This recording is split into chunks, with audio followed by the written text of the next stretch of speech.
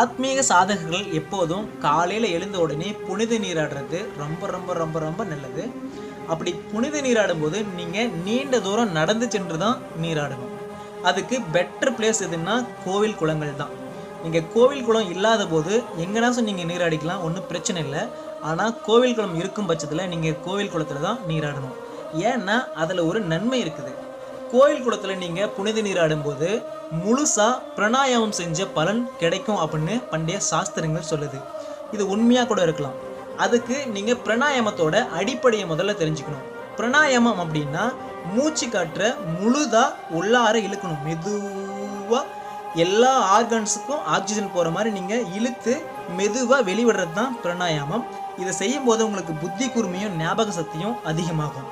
So கோவில் குளங்களில் நீங்கள் புனித நீராடும்போது உங்களுக்கு ஆக்சிஜன் அதிகமாக கிடச்சி நல்ல பலன் கிடைக்கும்.